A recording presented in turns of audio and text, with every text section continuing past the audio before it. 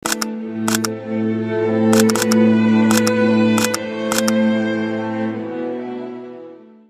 আমরা সবাই জানি এখন কি চলছে আমাদের আশেপাশে, আমাদের পশ্চিমবঙ্গে, আমাদের আরজি কর কাণ্ডে যেটা। তো এটাকে নতুন করে বলার কিছু নেই, আপনারা সবাই জানেন কি হচ্ছে। আর যারা জানেন না তাদেরকে আর কিছু বলার নেই। তারা আপনারা যেটার জন্য সোশ্যাল মিডিয়াতে আসেন সেটা করতে পারেন, সেটা সবাই জানে কিসের জন্য আসেন। বাট একটুখানি নজরটা দিলে সেটা ভালোই হয়। কারণ এটা আজকে হয়তো আপনাদের ঘরের কারোর সাথে হয়নি, অন্য একটা বাড়ির মেয়ের সাথে হয়েছে বলে আপনারা হয়তো ইগনোর করে যাচ্ছেন ব্যাপারটা। বাট একটু ভেবে দেখুন যে সেই বাড়ির যে মা বাবা রয়েছে তাদের উপর কতটা কি যাচ্ছে, সেই মেয়েটাকে ওই মুমেন্টে কি সহ্য করতে হয়েছে। এটাকে নিয়ে আমাদের যে দেশের সাধারণ মানুষ রয়েছে, এমন কিছু সেলিব্রিটিও আছে, কিছু সোশ্যাল মিডিয়া ইনফ্লুয়েন্সার যাদেরকে আমরা ফলো করি, তারা অনেকেই আওয়াজ করেছে।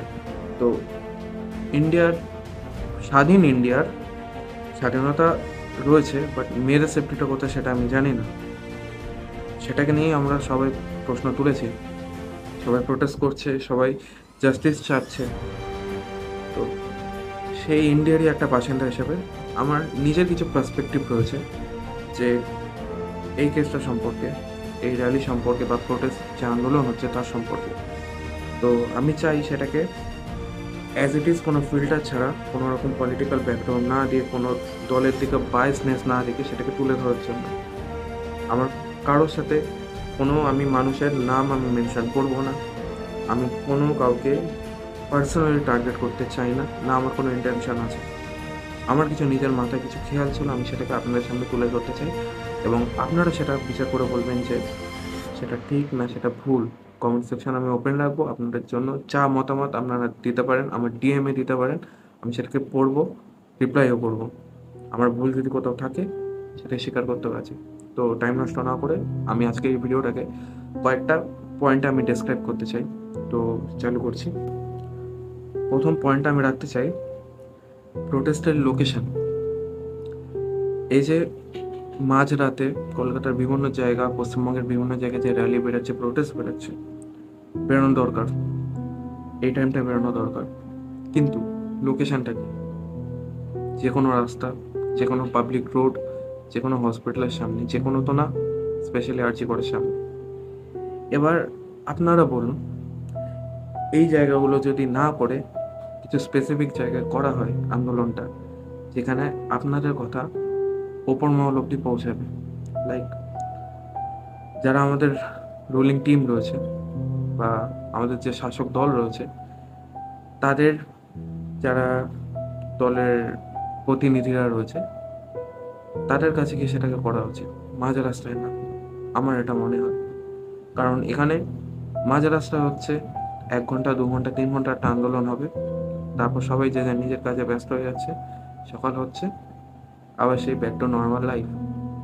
হচ্ছে না সেটাই কিছু, 1 সপ্তাহ মতো হয়ে গেল, কিচ্ছু হয়নি তাতে। তো এটাই বলতে চাই যে কিছু স্পেসিফিক জায়গা আছে, যারা বুদ্ধিমান তারা বুঝতেই পারছেন যে কোন জায়গাগুলোর কথা বলা হচ্ছে, সেখানে গিয়ে ভাঙচুর করার কথা বলা হচ্ছে না। সেখানকার যারা আমাদের শাসক দল রয়েছে, প্রতিনিধিরা যারা রয়েছে, যারা জাস্টিস দিতে পারে রিয়েলি, তাদের হাতে রয়েছে, তাদের কাছে বার্তাটা পৌঁছে সঠিক জায়গায় আন্দোলনটা করুন। মাঝে রাস্তা করে কিচ্ছু পাবেন না আপনারা। হসপিটালের সামনে যে আন্দোলন করা হচ্ছে তাতে পুলিশে আসছে, পুলিশে আটকাচ্ছে, পুলিশদের বিরুদ্ধে গিয়ে কিছু দুষ্কৃতীরা এসে হুট করে তাদের এগেন্স্ট থেকে ইট পাথর ছুটছে। পুলিশদের গায়ে, তাদের যে ইউনিফর্ম তার মধ্যে রক্ত লেগে রয়েছে। পুলিশের তো এটা অধিকার ছিল না, না পাওয়াটা। পুলিশরা তো সামাল দিচ্ছিল জিনিসটা, তাদেরকে এখানে হাম হতে হচ্ছে। তো এটাই বলতে চাই যে আন্দোলন থামবে না, আন্দোলন চালিয়ে যাও সবাই, আমিও আছি, সাপোর্ট করবো সেটাকে। কিন্তু সেটাকে একটা স্পেসিফিক সঠিক জায়গা হওয়া উচিত, যেখানে গেলে কাজ হবে। আমাদের প্রশ্ন, আমাদের আওয়াজ তোলা সরকারের কাছে না, সরকার হচ্ছে আমাদের মাধ্যম একটা। আমাদের আওয়াজটা হচ্ছে আমাদের ইন্ডিয়ান লয়ের ওপর, যে আমরা সরকারের দিকে কিছু চাই না, আমাদের লয়ের কাছে চাই, যা হয়েছে সেটা আইনত বিচার করা উচিত। এবার আইনের কাছে যদি আমাদের আওয়াজ তুলতে হয়, তো আইনের কাছে গিয়ে আওয়াজ তোলাটা উচিত, তাই না? কারণ আমরা যখন স্কুলে ছিলাম, আমাদের যখন প্রবলেম হতো কিছু, তখন আমরা আমাদের স্কুলের যে ক্লাস টিচার ছিলেন বা প্রিন্সিপাল ছিলেন তাদের কাছে গিয়ে আমাদের বক্তব্য রাখতাম। আমরা কিন্তু স্কুলের দারোয়ানের কাছে গিয়ে রাখতাম না। তো দারোয়ান হয়তো সে মাধ্যম হতো, সে আমাদের হয়তো নিয়ে যেতে পারতো প্রিন্সিপালের কাছে অব্দি। তো দারোয়ানের ক্ষেত্রেও তো আমাদের এই কেসের যে দারোয়ান হয়, তো আপনারা বুঝতে পারছেন দারোয়ানটা কি। তো তাকেও আমরা ইন্ডিকেট করে বলছি যে আমাদের ল যেন দোষীগুলোকে ধরে প্রপার যে আইনত শাস্তি দেওয়ার কথা সেটা যেন দেওয়া হয়, আর এমন একটা এক্সাম্পল সেট করা হোক যাতে নেক্সট টাইম যেন কোনো এই টাইপের কেস হলে দোষী যেন করার আগে কিছু একটা ভাবে, যে নামটা আমি এখানে মেনশন করতে পারবো না, তো আমরা তাকে ডক্টর এম বলেই বলছি। তো ডক্টর এম এর যে কেসটা সেটা যেন তার মাথায় আসে যে তার দোষীর সাথে কি হয়েছিল, এটা যেন আবারও না হয় যে না দোষ করেছে, পেছন দিয়ে কিছু সাপোর্ট রয়েছে তার জন্য সে আবার বেরিয়ে আসবে, একদমই না। এটাই হচ্ছে আমাদের মেন মোটিভ। তারপর সেকেন্ড পয়েন্ট হচ্ছে জাস্টিস। জাস্টিস তোলা হোক লয়ের কাছে। তো লটাকে আমাদের মেন। আমরা কিন্তু না কোনো মানুষকে আমরা পার্সোনালি টার্গেট করতে চাই, না আমাদের কোনো নেতা, না কিছু। প্রত্যেকটা রাজ্যেই কিছু না কিছু হচ্ছে এরকম কেস। ওখানেও তো প্রত্যেকটা সরকার হচ্ছে, তো এখানে আমরা বলতে পারি না যে সব সরকার রিজাইন করে দিক, প্রত্যেকটা রাজ্যেই হচ্ছে সেটা। তো আমাদের কথা হচ্ছে যে ল, প্রত্যেকটা রাজ্যে যদি এরকম কেস আসে প্রত্যেকটা দোষীকে যেন সেরকম শাস্তি দেওয়া হোক যেটা সমানভাবে সবাই যেন পায়, এবং পুরো সাক্ষী থাকে এই দুনিয়া যে ইন্ডিয়াতে যদি কোনো রকম এরকম দুষ্কৃতিকর নির্মম কাণ্ড ঘটে থাকে তো সেটাকে মাফ হয় না। সেটা না কোনো পলিটিক্যাল সাপোর্ট দিয়ে হয়, না টাকা দিয়ে হয়। যে দোষী সে দোষী, সে পাবে শাস্তি, তার অধিকারী সে। তো এই চিন্তা ভাবনাকে বদলাতে হবে আমাদের। তো এটাই হচ্ছে জাস্টিসের যে মেন মোটিভ, সেটা হওয়া উচিত। কাউকে পার্সোনালি অ্যাটাক করা না, কোনো ভাঙচুর করা না, শান্তিময়ভাবে আমরা চাই যে আন্দোলনটা এগিয়ে যাক। আমরা ঠিক যে এখানে পুরো ছেলে সমাজকে দোষী বলা হচ্ছে, অবশ্যই দোষ আছে, সেটা আমি ডিসএগ্রি করতে চাই। সাথে আমি মেয়ে সমাজের উপর আঙুলটা তুলতে চাই। আঙুলটা তুলতে চাই বলতে মিস যে এখানে শোনা যাচ্ছে যে এই কাণ্ডটা যখন ঘটেছে সেই কাণ্ডতে একটা মেয়েও নাকি জড়িত। মেয়ে, তার কলিগ, যে একসাথে কাজ করছে, একসাথে খাচ্ছে, একটা মেয়ে যদি মেয়ের সাথে না থাকে, একটা মেয়ে যদি সেই মেয়েটার সাথে ওরকম কাণ্ড করার জন্য হাত দিয়ে থাকে, সেই দোষে আমরা এখানে কি বলতে পারি? আমি এটাই বলতে চাই যে মেয়েদেরকেও এটা শেখানো উচিত ছোটবেলা থেকে, যে কোনো মেয়ে যদি বিপদে পড়ে তার পাশে এসে দাঁড়াতে, খালি নিজের স্বার্থের জন্য সেখান থেকে সরে আসতে না, ইউনিটি আনতে নিজেদের মধ্যে। আর ছেলেদেরকে এটাই বলতে চাই, ছেলেদের মা বাবাদের, যে আপনারা আপনার সন্তানদের ছোটবেলা থেকে এই শিক্ষাটা দিন ছেলে মেয়ে সমান। তো ছেলে বলে তার সাথে পার্শালিটি করে মাফ করে দেওয়া হবে, বা তার সাথে অন্য অ্যাকশন, মেয়েদের সাথে অন্য অ্যাকশন, এটা যেন না হয়। সে তার পুরুষ হয়ে জন্মেছে, তার মিসইউজ যেন না করা হয়, সেটা শিক্ষা দিয়ে চেঞ্জ করা যেতে পারে না। কারণ যেখানে হয়েছে এই ঘটনাটা সেখানে কোনো কম শিক্ষিত লোক নেই, এমবিবিএস পড়ছে তারা, ডক্টরস, যথেষ্ট শিক্ষিত, শিক্ষার একটা অভাব নেই। তারা যদি করতে পারে তাহলে অশিক্ষিতরা তো অনেক বেটার রয়েছে এই সমাজে, অনেক রিস্কওয়ালাও রয়েছে, তাদের ব্যবহার এত মন্ত্রমুগ্ধ বলতে পারি। আমাদের এই সমাজে মেয়েরা আজকাল রাত্রিবেলা নাইট শিফট করে যখন বাড়ি ফিরছে, ক্যাব ড্রাইভারটা কিন্তু একটা ছেলেই হয়, মেয়ে হয় না, খুব কমই হয় সেটা। তো সেই ক্যাব ড্রাইভার যখন আমাদের সমাজের যে দেবী বা আমাদের মেয়ে, মহিলা, তাদেরকে বাড়ি পৌঁছে দিচ্ছে সেফভাবে, তো সব ছেলে তো আর খারাপ না, না? আছে কিছু সংখ্যক, আবার এই সমাজেই আবার কিছু সংখ্যক ওরকম ছেলেরাও রয়েছে যারা সমাজের ভাইরাস বলা যেতে পারে, যারা পুরো ছেলে জাতিটাকে বদনাম করে বেড়াচ্ছে।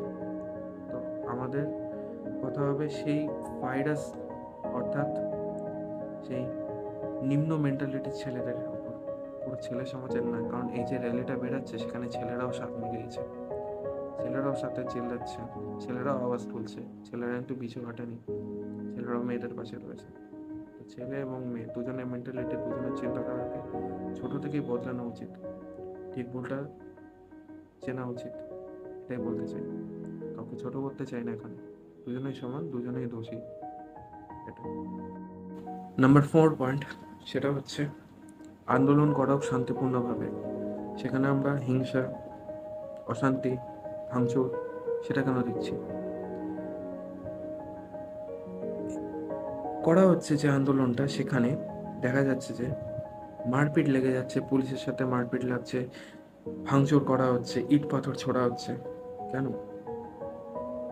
এই যে আন্দোলনগুলো করা হচ্ছে, এটার চক্করে আর্জি করে যারা অ্যাডমিট রয়েছে পেশেন্টদের, অনেক রকম পেশেন্ট রয়েছে, তাদের কত রকমের রোগ রয়েছে সেটা আমরা ধারণা করতে পারি না।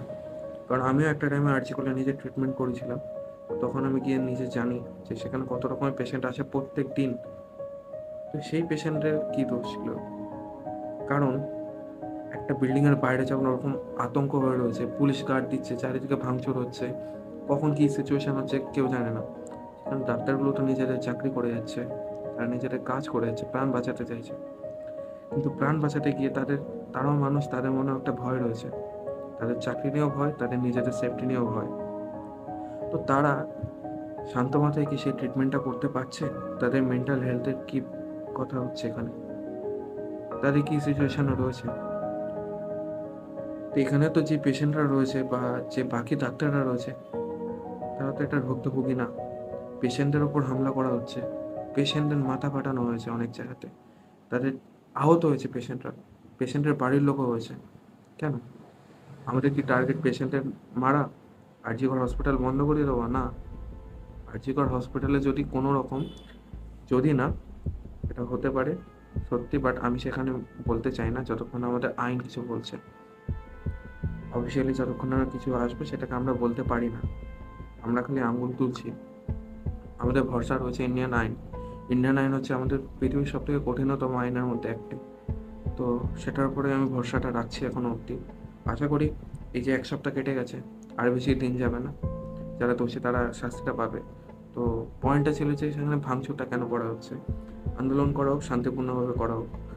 আর আন্দোলনে দেখা যাচ্ছে যে কিছু সদ্য বাচ্চা যারা কোলে রয়েছে, 3-4 বছর বয়স, তাদের হাতে পোস্টার দেওয়া রয়েছে। কিছু বাচ্চা লিখে রেখেছে, যে বাচ্চারা লেখেনি, তাদেরকে হয়তো দেওয়া হয়েছে সেই পোস্টার, যে আমি কি সেফভাবে বড় হতে পারবো না, আমি কি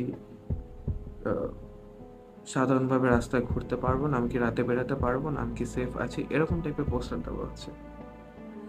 এই যে বাচ্চাগুলো বলছে যে উই ওয়ান্ট জাস্টিস, তারা জাস্টিসের স্পেলিং জানে না, তারা উচ্চারণ করতে জানে না, তারা মিনিংটা জানে না, তাদেরকে আন্দোলনে কেন আনা হচ্ছে? এমনকি কিছু কোলের বাচ্চা যারা একদমই সদ্যজাত বাচ্চা, তাদেরকে আনা হচ্ছে কেন? এই আন্দোলনের মধ্যে কখন কিভাবে সিচুয়েশন ঘুরে যায় আমরা কেউ জানি না। আমরা চাই শান্তিপূর্ণভাবে করতে হয়তো, কিন্তু সেটা পরিস্থিতি হয়তো বদলে দিচ্ছে কোনো রকমভাবে। তো সেখানে যদি এই মা বাবারা আওয়াজ করার জন্য সেই বাচ্চাদের নিয়ে এসছে, খুব ভালো কথা, কিন্তু একটা যদি আনএক্সপেক্টেড কিছু হয়, তখন তারা সেটা মেনে নিতে পারবে। তো আমার কথা এটাই যে যারা বাচ্চা, তাদেরকে এই আন্দোলনটা দিয়ে দূরে রাখুন, তাদেরকে নিজেদের সাধারণ লাইফ নিয়ে বাঁচতে দিন। আর যারা জাস্টিসের মিনিংটা বোঝেন, তারা সবাই মিলে এই আন্দোলনে যোগ দিন, সবাই বার করুন র্যালি। আর সেটা প্রপার লোকেশানে বার করুন, যেখানে গেলে আমাদের আওয়াজ ওপর মহল অব্দি প্রপার পৌঁছাবে। রাত্রিবেলা র্যালি হলো, কয়েক ঘন্টায় ভুলে গেল, কাজ দিচ্ছে না, 1 সপ্তাহ হয়ে গেল, কী হয়েছে? তাতে কিছুই হয়নি। না দোষী, তাদের দোষীদের খালি ইনভেস্টিগেশন চলছে। তো যদি আমাদের কিছু পেতেই হয়, যদি সত্যিই জাস্টিস হয় কোনো মানে, তো আমাদের এখানে আওয়াজটা তুলতে হবে সঠিক জায়গায় গিয়ে। প্লিজ, হাত জোর করে বলছি, বাচ্চাদেরকে এই জায়গা থেকে দূরে রাখুন। বাচ্চাদের জন্য আমরা রয়েছি এখনো লড়াই করার। তো বাচ্চাদের জন্য আমাদের লড়াই করতে দিন, তাদেরকে বাঁচতে দিন নিজেদের মতো করে। তাদের সেই রাতের ঘুমটা ছিনিয়ে নেবেন না, তাদের সুস্থ টাইমটা তাদেরকে দিন, তাদেরকে বাড়ি রাখুন, বাড়ির লোকের কাছে সেফ রাখতে দিন। আপনারা আসুন, আমিও থাকবো সেই র্যালিতে, কোনো ব্যাপার না।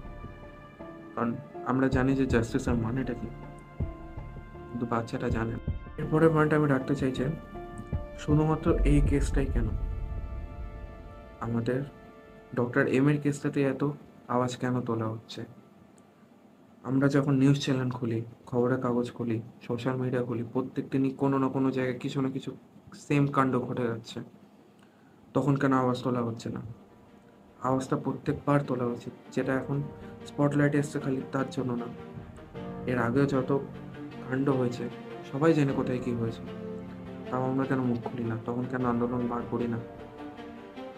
একটা ডক্টরের সাথে কিছু মিস হ্যাপেনিং হয়েছে মানে সেটা একদম ন্যাশনাল ইস্যু বানিয়ে দেওয়া, একটা সাধারণ মানুষের সাথে হয়েছে বলে সেটাকে ইগনোর করে যাওয়া দূরে নেই, এটা মানা যায় না।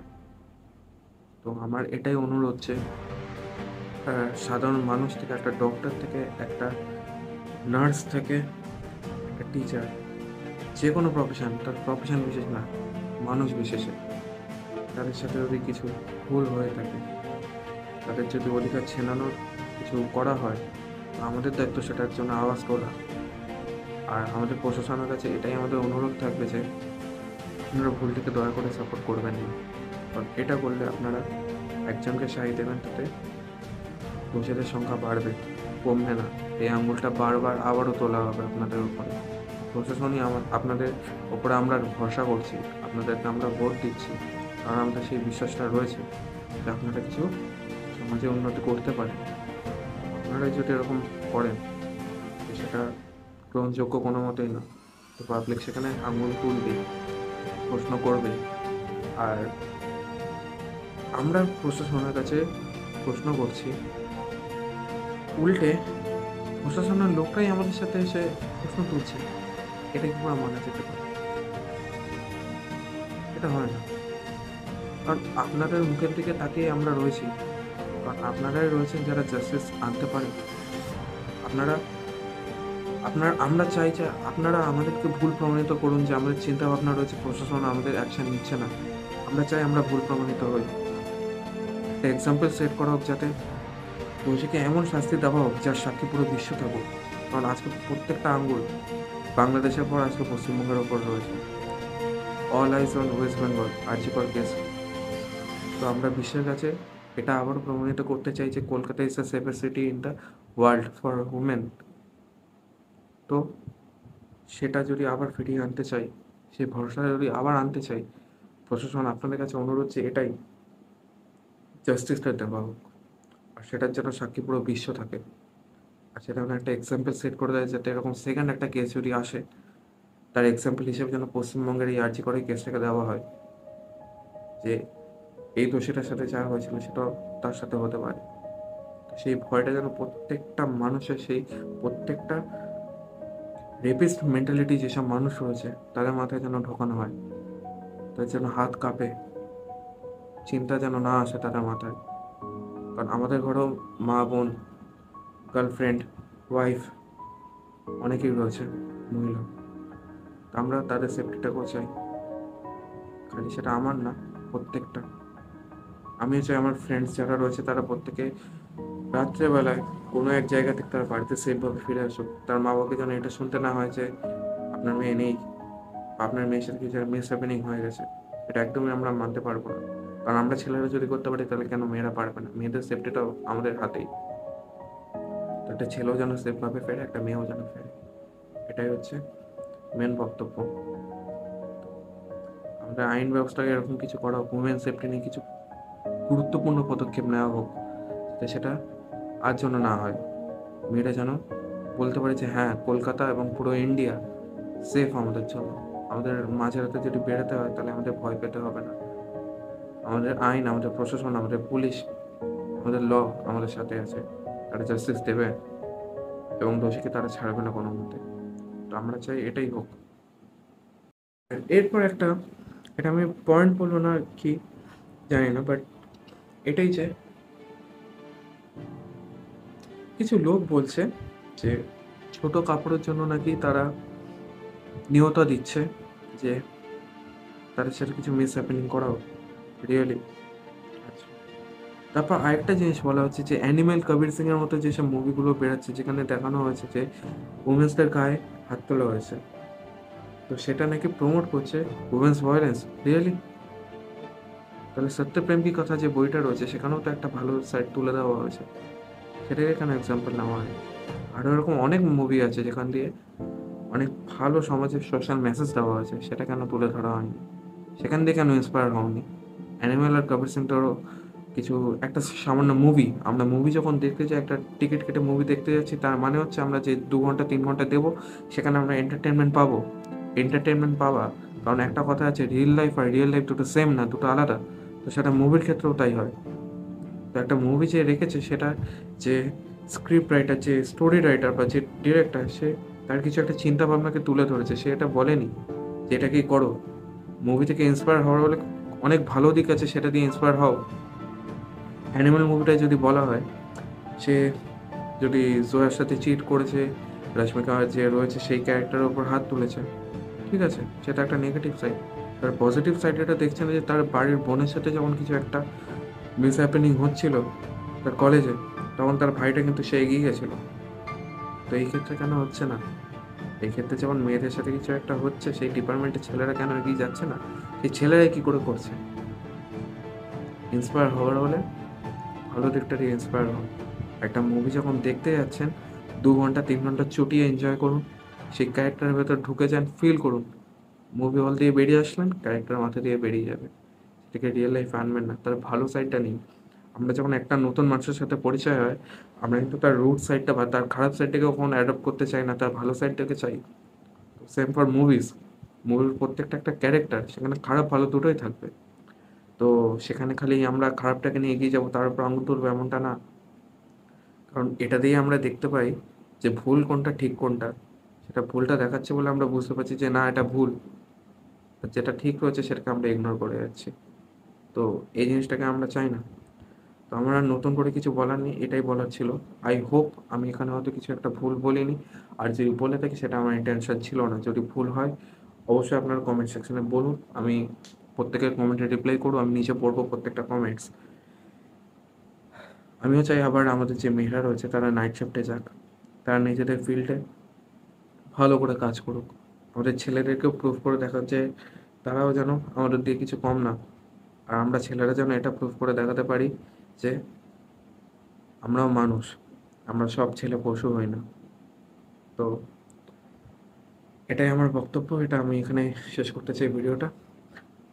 চাই আমাদের দেশের যে পরিস্থিতি, সেটা আবার শুধরে যাক।